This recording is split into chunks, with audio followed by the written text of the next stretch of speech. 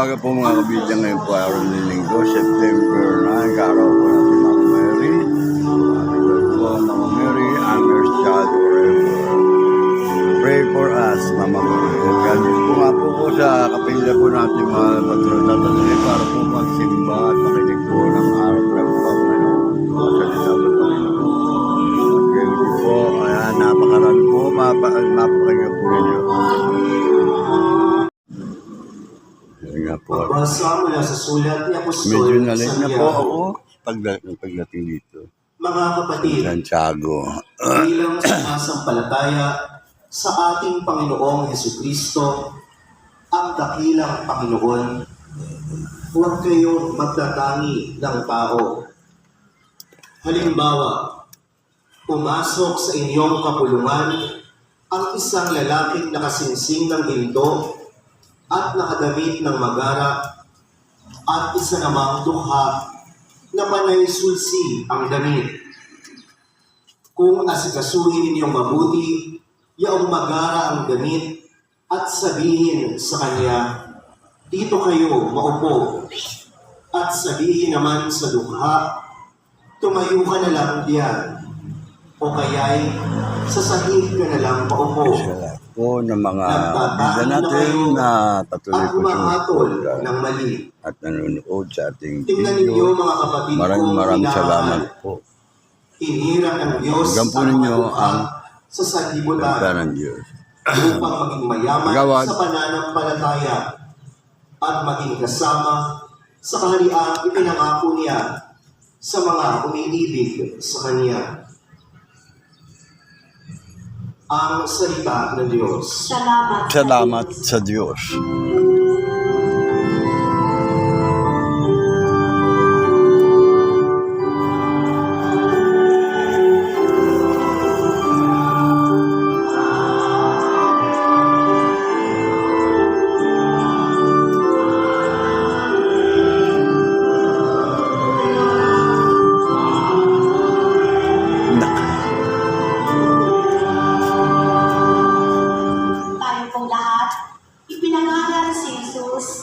Ang paghahari ng Diyos, sakit ay kanyang ginamot.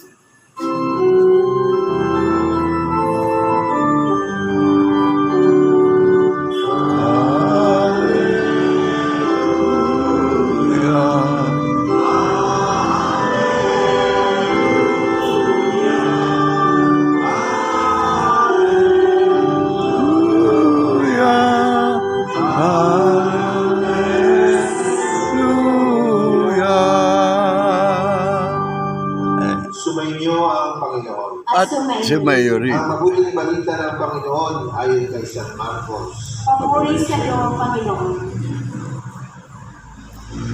Noong panahon yon, pagbabalik ni Jesus mula sa lupain ng Tiro, dumaan siya sa Sidon at nagtuloy sa lawang ng Galilea matapos tahakin ang lupain ng Decapolis. Dinala sa kanya ang isang lalaking bingi ang bukal at pinamanhid nila na ipatong sa taong ito ang kanyang kamay. Inilayo muna siya ni Jesus sa karamihan at isinuot ang kanyang mga daliri sa mga tainga nito. Tumingala si Jesus at sa langit, nagbuntong at sinabi ito sa tao, Ebata, ibig sabihin mabuksan, at nakarinig ito na wala ang pagkautal at nakapagsalita ng malinaw. Sinabi ni Jesus sa mga tao na huwag ibalita ito kaninuman, ngunit kung kailan sila pinagbawalan, ay lalo naman nilang ipinamalita ito. Sila'y lubhang ng inalas at ang wika, anong buti ng lahat ng kanyang ginawa. Nakarinig ang bini, nakapagsalita ang bibig. Ang mabuting balita ng Panginoon. Pinupuri ka namin, Panginoong Jesucristo. Mukhang may kulang dito sa ating Ebanghelyo kasi yung binasa ko kanina doon sa katedral, hindi na nilagay ang kanyang daliri sa tainga, pati na rin sa dila ng pipe na yung tawag dito sa pingi at utang, no? So, medyo naputol yata yung ating Ebanghelyo dito ngayon. Iwan ko ba? Anong version dito? Anyway, upang ating maintindihan ang gesture o ang ginawa ng ating Panginoong Jesucristo, kailangan din natin intindihin kung saan itong mga lupain ito, kanyang binisita. No? Saan siya nag-tour? Ano ginawa niya doon? No? Hindi siya maglalakbay ang ating Panginoong Jesucristo. Lumabas siya, no, sa Israel. Kasi yung tiro nito, Sidon, no? Bahagi nito ng Libanon. Doon malapit sa lawa ng Galilea. Pagkatapos, pumunta siya sa Decapolis. Alam niyo kung ano itong Decapolis na ito. Ito yung 10 mga syudad na itinatag ng mga Romano. No? 60 years before itinanang ating Panginoon sa Kristo. Kasi doon na sila sa kapangyarihan ng mga Romano. They were conquered by the Romans that time. Mga Romans that time, mga Romano Katoliko. Romano sila ng pag-ano pa. Kaya tinatag nila ng mga syudad, no? Hindi ito Jewish cities. No? Mga Greco-Roman ang culture nito. Ito Greco-Roman ng mga pagano. So, ang Tiro at ang Sidon, ang Libanon na time, ang pagano din yan. So, Ito po ang isa po ngayon dito po sa ating ng mga pagano. No? Lumuwas siya mula sa Israel at magpahayag ng mabuting balita doon sa mga lupain ng mga pagano. At napakaganda ng nangyari dahil pinamanhig sa kanya yung isang pini at utal. Ang pini at utal. Sabi nga nila, yung tao mga pipi, no? Hindi dahil na sila hindi marunong magsalita. Naging pipi sila dahil na hindi sila makarinig. Kaya hindi nila alam kung paano sasabihin, ma-express yung kanilang sarili. No? Ini-imitate lang nila yung tuning ng ating mga bunganga eh. Pinakapit siya na deaf mute. So, makapagsalita siya, pero hindi siya marunong magbigay o magsasabihin na mga right sounds na mga pinupuo ng mga words at mga thoughts kasi hindi siya na-appreciate. Hindi pa paano niya i-express yung kanyang sarili sa meaningful sounds na magbubuo ng mga salita na naiintindihan ng mga tao. Larry. Good morning, Larry. Napakalaki ng sabi. Pogi.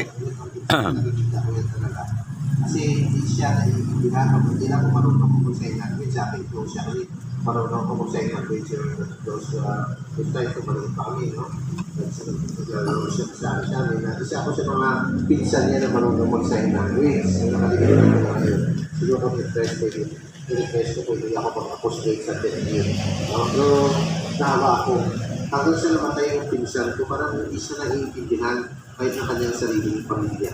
Kaya malaki ang suffering nitong tao na ito na ikinamanhig na kanyang mga siguro makamag-anak, makaiindan sa ating Panginoon sa Kristo. No? So, kung hindi na yan siya no, ng pagdinig ng ating Panginoon sa Kristo. Good morning. Meron pa? Wala na po, ubos na. Kanina pa. Sabi ko nga eh. Meron na mga Good na. Kanina pa. Orange nila. Ilan? Pakiano na lang, barya na lang to. Sa isang slide please. Pabarya lang. Galing tissue. Hindi na siya ma-express na kanyang Insect. may pakilala siya na yung kanyang sarili sa iba. At Po, naubusan tayo ng pandesal. Ayun, 25, 30. mahirap kasi yung Ano na andyan? Ha? Ano na andyan paninda nyo? walang usap 2%. Ha? As, ano? Punta ka doon sa may supermarket, hindi ka na kailangan. Hindi mo alam Ayun. Wala tingin may 20? 20 na bibigyan ko. Bibigyan ko siya ano eh. Si Waldo eh.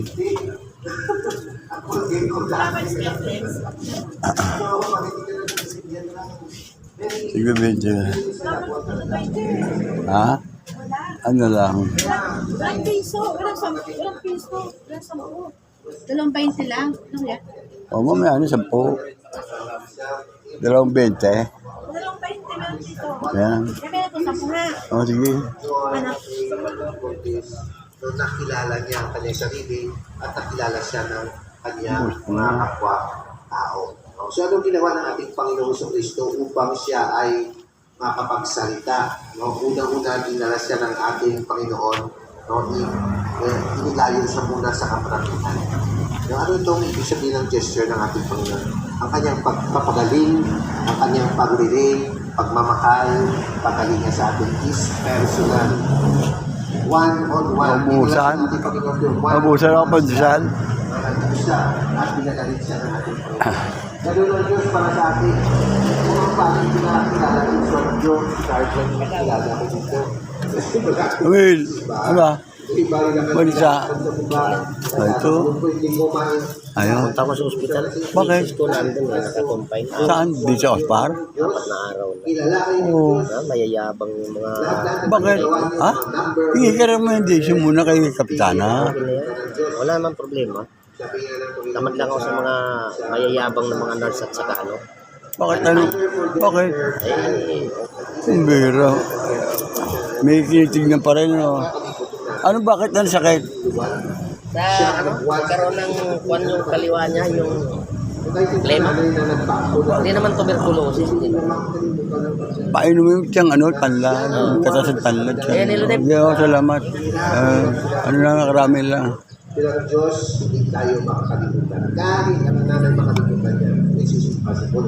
So, ganun yung Ospar. sabihin na kanyang personal na pagkakilala at ang pagdilig niya sa atin. Bawat isa sa atin mahalaga para sa kanya. So, yun ang gesture ng pagdala ng ating Panginoon sa kanyang malayo sa karamihan. One-on-one, very personal na pagpapagaling. No? Alam niyo, nung nilagyan niya, in-touch ng ating Panginoon sa Kristo, yung kanyang kanya, ang kanyang mga kanyang ilak, no? Yun ang pag-feel, no? At ang gesture niya yan, ginagamit niya ng unang panahon, no? Sa old na rites ng pagpipilian, parang it touches the ears and the mouth of the person to be baptized, no? So that, ang ibig sabihin doon, upang parinig niya ang mabuting balita at upang magkaroon siya ng kayanan, no, na ipahayag ang mabuting balita, no? Ang joy of receiving the gospel. No? So it's not only, it's more than the joy ng pipi na tingin, no, nung nakapagsalita siya. Kasi yung kamalayan, no, na nakikita niya na maranasan ng isa, nakarinig ng mabuting balita, no, ay hindi lamang karanasan na makilala mo at na-express mo yung sarili mo ayon sa iyong pagkakaunawa kung sino ka. At kung ayon sa pagkakaunawa ng ibang tao kung sino ka, kundi ang kabagong kamalayan na idinudulot ng ating relasyon sa ating Panginoong Diyos. Alam niyo nung Friday, napakaganda ng gospel because it talks about our Lord Jesus Christ trying to illustrate yung relationship niya, anong ibig sabihin ng kanyang relationship sa kanyang mga disipulo. Anong ibig sabihin ng pagiging disipulo ng ating Panginoon sa Kristo in comparison doon sa mga disipulo ng mga Pariseo na nagpa-fasting. No? At alam niyo, pag nagpa-fasting ang mga Hudyo, no? Ang ginagawa nila, sumusuot sila ng sako, yung lumang sako na brown, na magaspang, pagkatapos naglalagay sila ng abo sa kanilang ulo. Bakit sila pag nag-ayuno sila, kung nagkakasala sila, o mayroong namatay, upang ibalik sa kanilang kamalayan kung sino sila. Nagaling sila sa alabok at sa alabok sila babalik. May katapusan ang mundong ito. They have to mourn. Pero hindi gano'n lang pag-ibig ng ating Panginoon sa Kristo sa kanya sa buhay ng isang nananampalataya. Yes! Alabok tayo, pero ang ating buhay sa mundo is more than just yung pagiging alabok kasi dahil na magkaroon pa rin ng buhay ang ating kaluluwa at patuloy na mabubuhay. No? Bakit?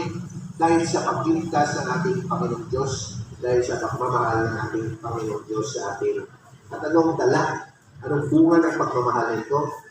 Yung joy, no? Yung kasayahan, kaligayahan ng magiging isang anak ng Diyos. At ito yung inarawan ng ating Panginoon sa Kristo sa kaminada, no, na kasalan.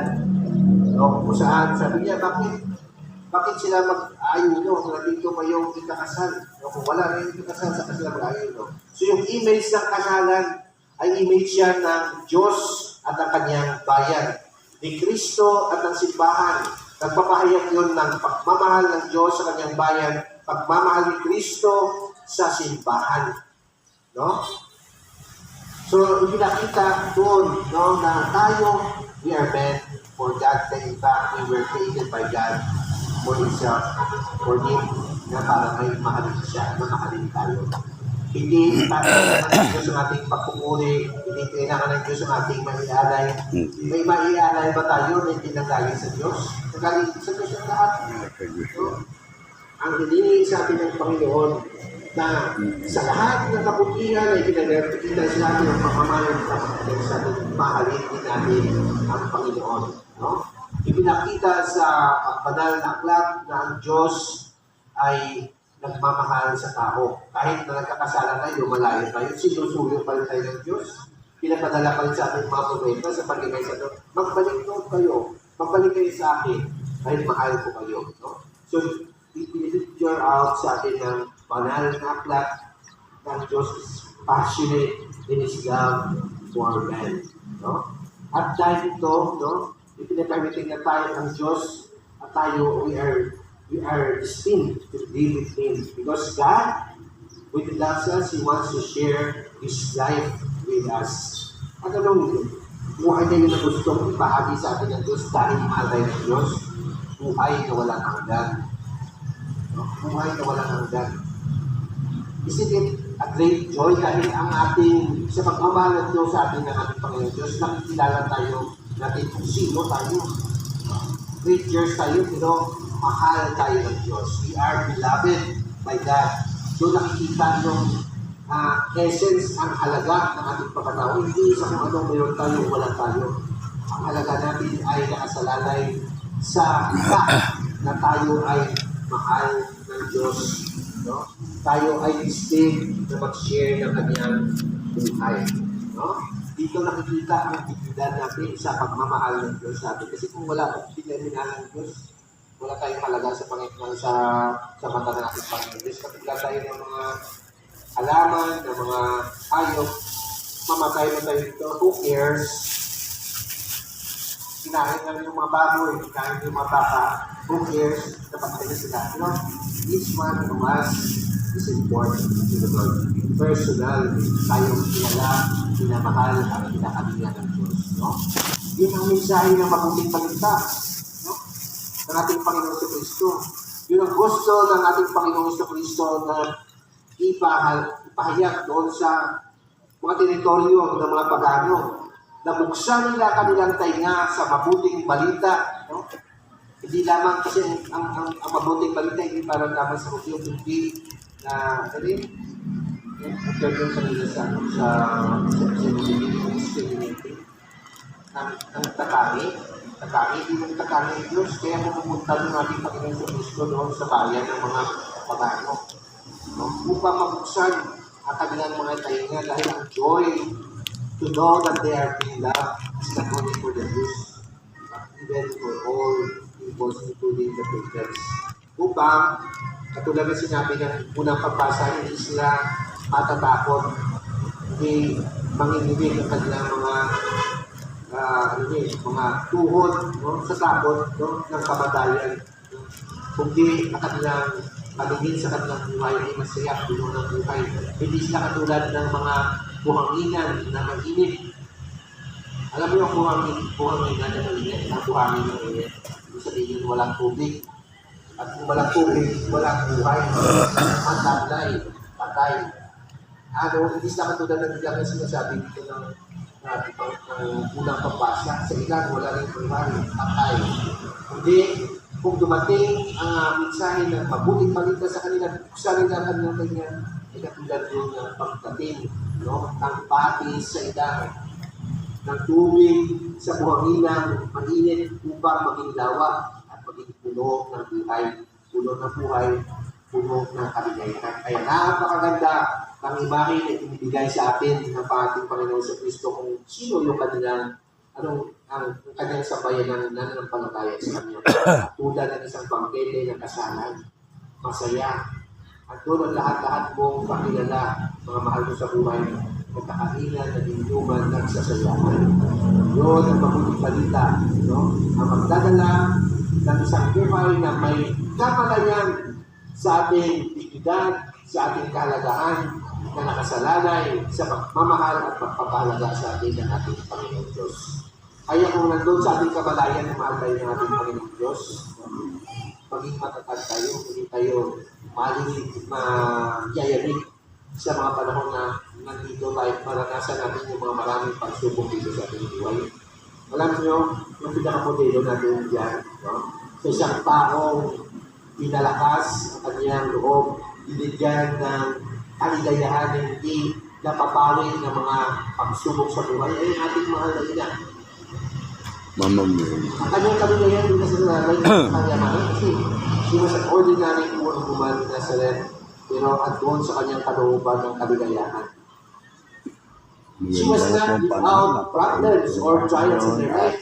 Sikat Doon pa lang nung ipinahayag sa Ganda po kanya yan. ng Kesa anghel na si Gabriel na mabuntis siya sa napakalaking peligro yan sa alam po panahon ng ng Panginoon kung ano kasi kung may babae na nabuntis na walang ama, Alam po naman. mamatuhin nila yan. Pero kahit hindi naintindihan ng ating mahal niya, ano sinabi niya, let it be done to me according to your word. Because she believed in the word of God. No? At she trusted, no, sa plano ng Diyos sa kanyang buhay. At she believed na sasamahan siya ng Diyos sa lahat-lahat ng ito hanggang sa malagpasan niya ang mga pagsubok ng ito sa kanyang buhay. Hindi lang yun. Nung 12 years na ating Panginoon Kristo nang nangyari, magkas na Jerusalem, ito pa sa atin. Nag-pilgrimage na doon sa Jerusalem. Parang nag-pilgrimage doon sa Manawag, layo-layo. Eh, she was confident na doon ng ating Panginoong Kristo sa kanyang mga pinsan kasi sila mag-anak pumunta doon sa Jerusalem. Wala. 3 days na wala yung Panginoon. So, malaking nervyos din yan ng ating mahal na ina. Eh, nang bumalik sila doon sa Jerusalem, makita nila yung ating Panginoon sa Kristo. Sabi, anak, kami napagabag na yung Ama. Sabi ng ating Panginoon sa Kristo, don't you know that I'm doing the business of my Father? At dahil alam niya na anak ito ng Diyos, at siya ay nagtiwala sa plano ng Diyos, nagtitiwala na ang Diyos is with this, is accompanying her. Anong ginawa niya? She treasured everything in her heart. With trust, hindi siya nayayari. Doon lang, sa krus. Kita yung anak niya nakabayubay sa krus, puno ng sugat. Ito kayo, nakita niyo anak niya, ito pa rin, pagkain niya sa hospital. O may kunti sugat, at ano ba rin, ito ba yung kita na natin mahalina, nakabayubay sa krus yung ating Panginoon sa Kristo. Pero hindi nayari ang kanyang iwala sa kanyang peace sa kanyang puso.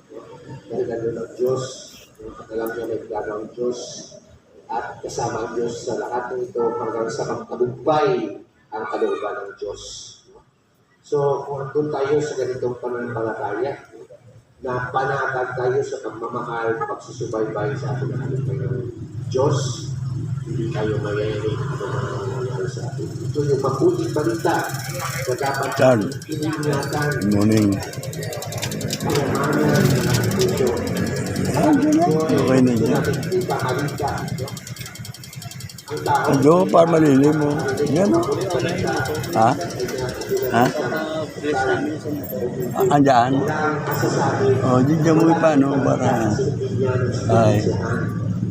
Ate mo dyan? kaligayahan Turay mo. mula sa mabuting Dati ba? Dati ba? Diyan, dito sa loob. Hindi pa ako mapasok dito lang. Dito lang ako eh. Ay, kinig naman ako. upang magkaroon tayo ng kaligayahan. Upang tayo ng kaligayahan at may pahayag ang kaligayahan nito sa iba. Ang kaligayahan Kumusta daddy? sa mabuting balita ng ating Panginoon. Kumusta naman? Pagsita yung Ang daddy mo? Okay naman. Okay na, naka-recover na bang ano? Sa... Hindi naman, ganun pa rin yun. Tuloy-tuloy yun. Hindi ba sa ano yun? Sa buong ng buko? Sumasampalataya ako sa Diyos sa mga makapangyarihan sa Sa buong ng buko, may na kailangan. langit at lupa. Magang-maga. Sumasampalataya ako kay Iso Kristo. Ako ganun, halos yung sakit ko eh. Panginoon nating lahat. Ay, ako nakakagala-gala na ako ngayon. Espiritu Santo, Ipinanganak ni Santa Maria Virgen, pinagpasakit ni Poncio Pilato, ipinako sa krus, namatay, inilibing, Nanawag sa kinaroroonan ng mga ibabaw. May katumagaw na buhay magmuli. Mainit dito. Umakyat sa langit, naluluklok sa kanan ng Diyos ang mga makapangyarihan sa lahat. Doon nagmumulat pa rin dito at kung sa nakabubuhay at nangamatay na tao. Sumasampalataya naman ako sa Diyos, Espiritu Santo, sa banal na simbahan katolika, sa kasamahan ng mga banal, sa kapatawaran ng mga kasalanan, sa pag-uwi na muli ng mga namatay na tao at sa buhay na walang hanggan. Amen. Sa kabila ng mga biyayang dulot ng makabagong agham at teknolohiya, nakararanas pa rin tayo ng kakulangan at limitasyon sa lahat ng aspeto ng ating buhay. Kailangan pa rin natin ang mapagligtas na pamamagitan ng Diyos.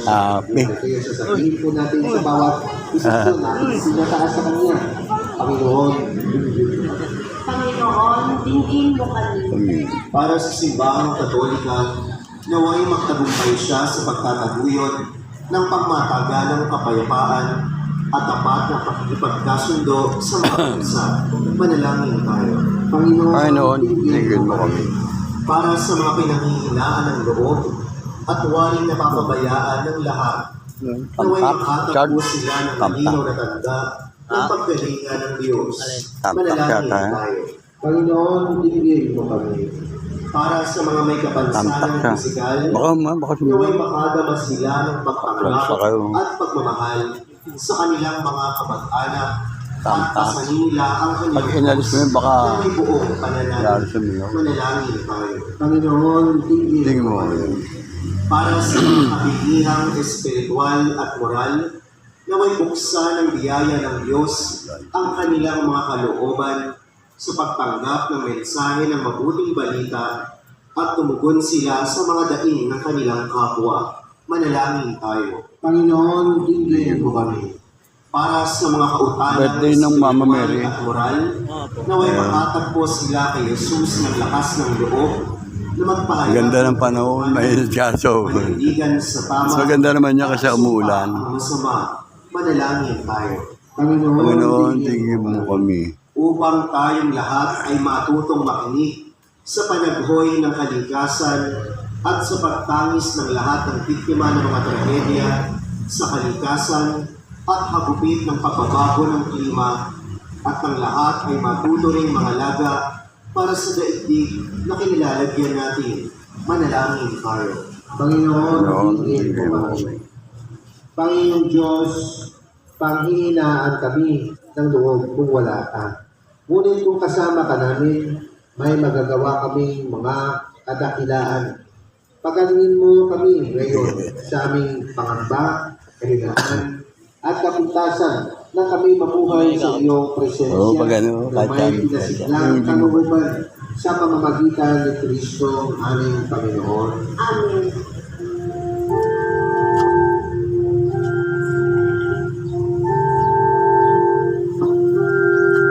Ano, di ba?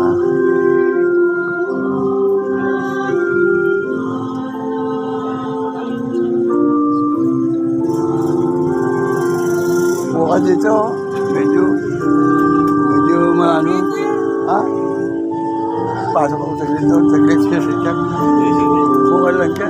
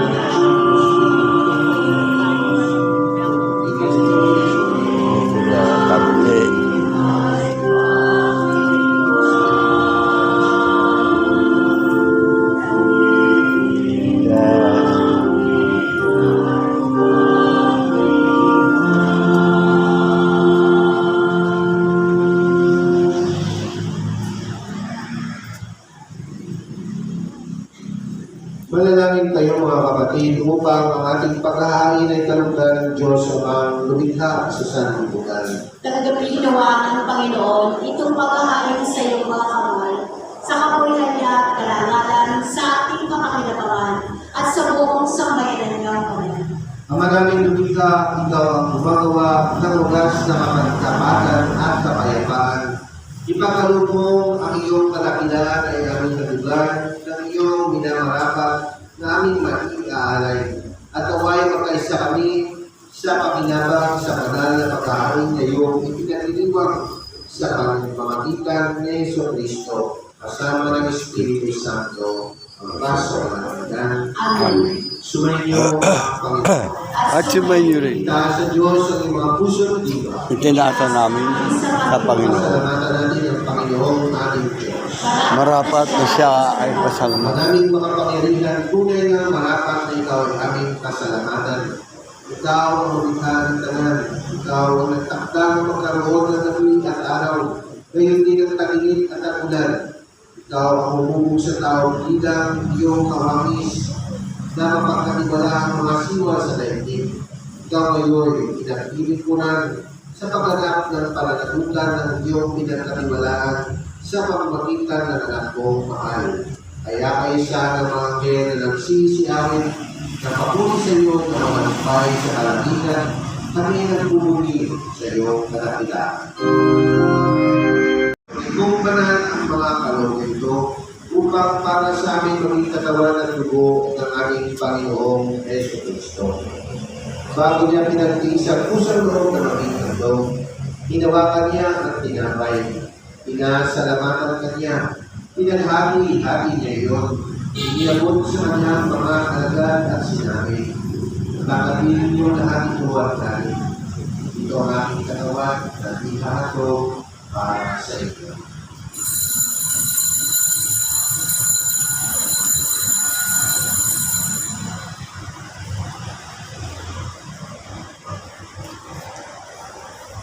Gawin din naman nung matapos ang hapunan, hinawakan niya ang kalis. Dumikan niya ang pinasalamatan. Iniyabot niya ang kalis sa kanyang mga alagad at sinabi, "Kakainin niyo lahat ito at ito. Ito ang kalis na aking dugo, ng bago at nakahanggang ipan. Ang aking dugo na ibubuhos para sa inyo at para sa lahat sa ikapagpapatawad ng mga kasalanan. Gawin niyo ito sa pag-alala sa akin."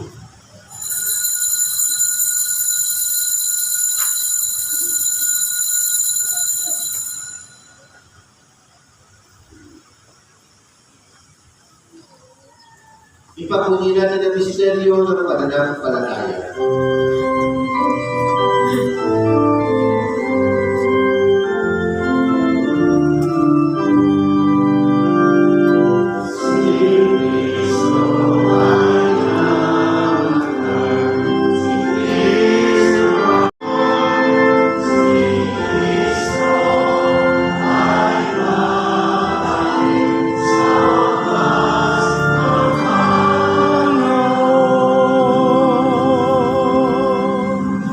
Ginagawa namin ngayon ang pag-alala sa pagkamatay at muling pagkabuhay ng iyong anak.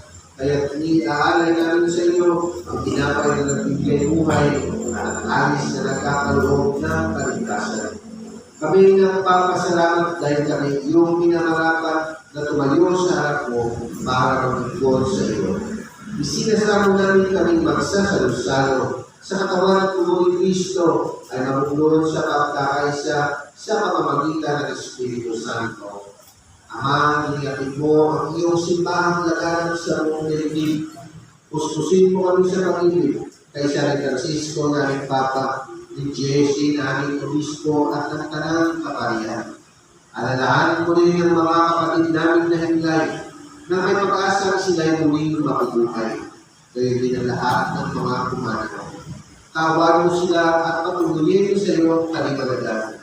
Tawan mo at pagindapatan kaming lahat na makasalo sa iyong buhay na walang wakas. Ay sana mahalap niya at mangyayari na ng Diyos ang aming ina ng mabuting pangyayari. Ay sana mga gusto ni San Andres at ang lahat ng mga banal na nabuhay buhay dito sa daigdig na nakalugod sa iyo. Ay pagdiwang naman namin ang pagpupuri sa ikarangal mo sa pamamagitan ng iyong anak namin Panginoong Yesu Cristo.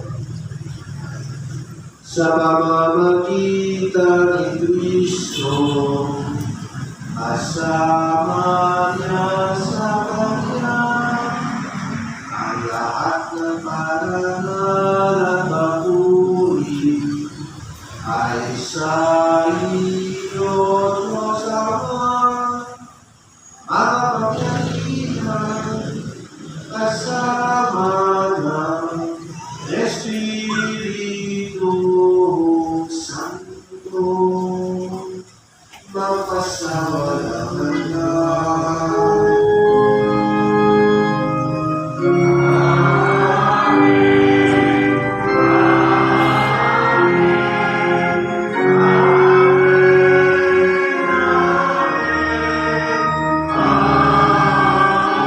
Ang ating Panginoon ay laging sumainyo. At sumayo. Mga kapatid, pagbigay tayo ng tanda ng kapayapaan sa isa't isa. Peace be with you. Peace be with you. Peace be with you. Peace be with you. Peace be with you.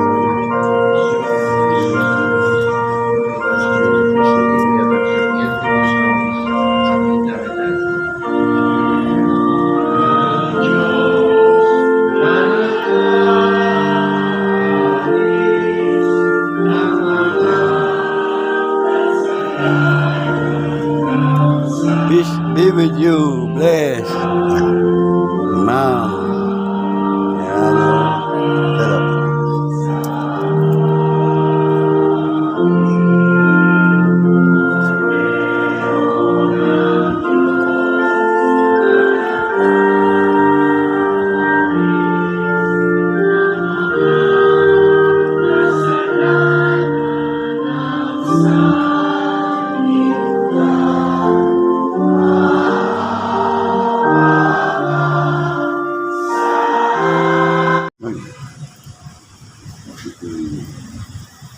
Narito, Kordero ng Diyos na nag-aalis ng mga kasalanan ng sanlibutan. Mapalad tayong mga inaanyayahan at mga kaalib sa kanyang banal na piling. Panginoon, hindi ako dapat makapagdalay sa iyo. Ngunit sa isang salita mo lamang, gagaling na ako.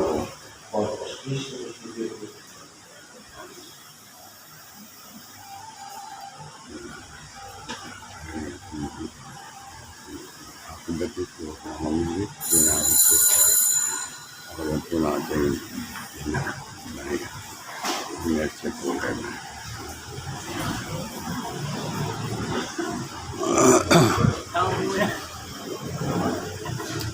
Dami siya. Dami. Sabihan mo lang siya. Huwag mo muna mamimi siya.